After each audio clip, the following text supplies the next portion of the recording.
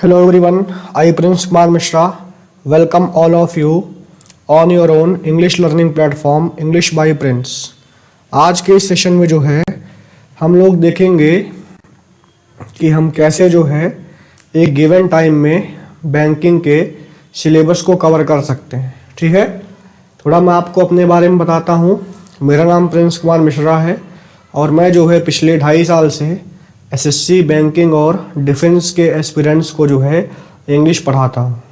ठीक है, और मैंने बहुत सारे बच्चों को पढ़ाया भी है और इसके पहले भी मैं जो है ऑनलाइन पढ़ाता था और अभी फ़िलहाल मैं जो है एक ऑफलाइन कोचिंग में बच्चों को पढ़ाता हूँ। ठीक है ना, चलिए देखते हैं। तो जैसा कि आपको पता होगा कि जो हमारा बैंकिंग का एग्ज़ाम होता है उसमें प्री और मेंस दोनों दो एग्ज़ाम होते हैं आपके, है कि नहीं है। और अगर आप बैंकिंग का एग्ज़ाम देंगे तो बैंकिंग का कोई भी एग्ज़ाम हो उसमें जो है टोटल 30 सवाल आपके आते हैं प्री में, और मेंस में आपके जो है 35 क्वेश्चन आता है। ठीक है ना, अगर हम बात करते हैं पीओ के बारे में। ठीक है, तो बैंकिंग के लिए बेसिकली इंग्लिश को जो है हमने 3 पार्ट में डिवाइड किया है। ठीक है, जो बैंकिंग का सिलेबस है इंग्लिश का, इसको कवर करने के लिए जो है हम लोगों ने जो है इसको 3 पार्ट में डिवाइड किया है। ठीक है, सबसे पहला जो हमारा पार्ट है वो हमारा है ग्रामर वाला पार्ट, एक दूसरा हमारा है वोकैब वाला पार्ट और तीसरा हमारा है रीडिंग वाला पार्ट। ठीक है ना, क्योंकि आपको पता है ना कि इंग्लिश एक लैंग्वेज है और इसको जो है अगर हमें डिटेल में पढ़ना है तो इसको हम 3 पार्ट में डिवाइड कर सकते हैं। और अगर हम जो है इन तीनों पार्ट को अच्छे से कवर कर लेते हैं तो बैंकिंग एग्ज़ाम जो है निकालना हमारे लिए आसान होगा। ठीक है, चलिए ग्रामर में बेसिकली हम लोग जो है डिस्कस करते हैं पार्ट्स ऑफ स्पीच के बारे में। ठीक है, जो आपका ग्रामर वाला पार्ट है इसमें बेसिकली जो है हम लोग डिस्कस करते हैं पार्ट्स ऑफ स्पीच के बारे में।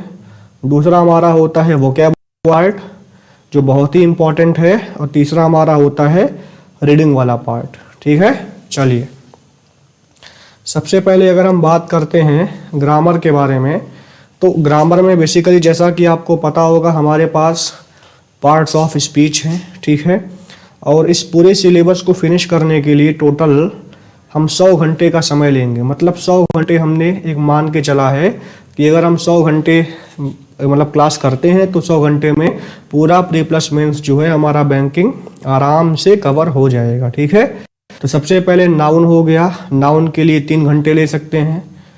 उसके बाद आपका प्रोनाउन हो गया, उसके बाद आपका हो गया adjective, verb basic, verb advance हो गया, प्रीपोजिशन, कंजंक्शन, आर्टिकल हो गया, एडवर्ब हो गया, और इसके साथ साथ टेंस प्लस कंडीशनल। ठीक है, अब ये जो हमने नाउन को 3 घंटे दिए हैं, प्रोनाउन को 2 घंटे दिए हैं, एडजेक्टिव को 4 घंटे दिए हैं, इस प्रकार हमने घंटे डिसाइड किया है। इसमें हम क्या करेंगे कि टॉपिक नाउन पढ़ाने के बाद नाउन के जो इम्पोर्टेंट क्वेश्चंस हैं उनकी प्रैक्टिस भी करेंगे। तो बेसिकली इसमें क्या है कि एक टॉपिक पढ़ने के बाद जो है उससे संबंधित जो इम्पोर्टेंट क्वेश्चंस हैं उसको भी हम जो है आसानी से प्रैक्टिस करने का काम करेंगे। ठीक है ना, चलिए दूसरा जो हमारा पार्ट है वो हमारा है वोकैब वाला पार्ट। ठीक है, वोकैब वाला पार्ट भी बहुत ही इम्पोर्टेंट है और बेसिकली अगर बैंकिंग में देखा जाए तो बैंकिंग में वोकैब का एक अच्छा खासा वेटेज है, प्री में भी पूछा जाता है और मेंस में भी। ठीक है ना, चलो तो सबसे पहले आपका जो एग्ज़ाम में पैटर्न आता है वोकैब का होता है synonym, antonym, idiom and phrases, phrasal verb हो गया, फिक्स्ड प्रीपोजिशन हो गया, इसके साथ साथ आपका स्पेल्ट वर्ड है, समझ पा रहे हो ना। और वोकैब के लिए जो है बेसिकली हमारे पास 20 आवर्स होते हैं। ठीक है, मतलब 20 घंटे में हम जो है वोकैब को कवर करेंगे प्री प्लस मेंस।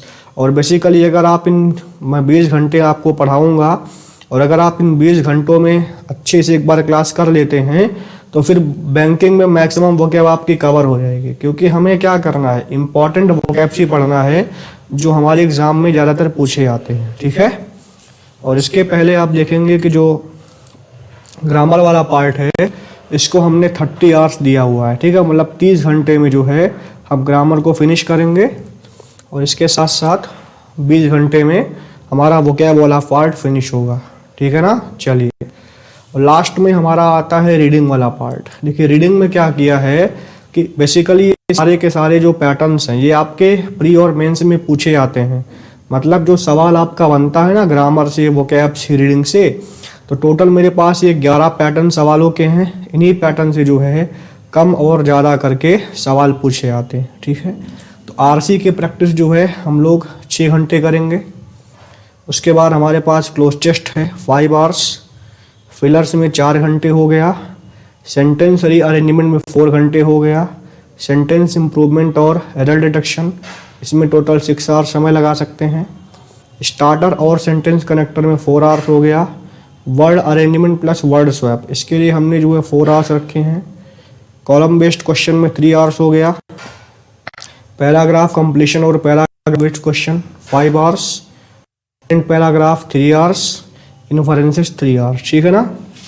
तो बेसिकली हमारे पास जो 100 घंटे हैं इसमें हम टोटल जो है 50 आवर्स देते हैं। किसके लिए? 50 घंटे देते हैं ग्रामर के लिए, वोकेबलरी के लिए, जिसमें हम पूरा इंग्लिश का कोर होता है उसको अच्छे से कवर कर सकते हैं। और जो बाकी 50 आवर्स हैं इसमें हम लोग कवर कर सकते हैं बाकी जो प्रैक्टिस वाला पार्ट। समझ पा रहे हैं ना।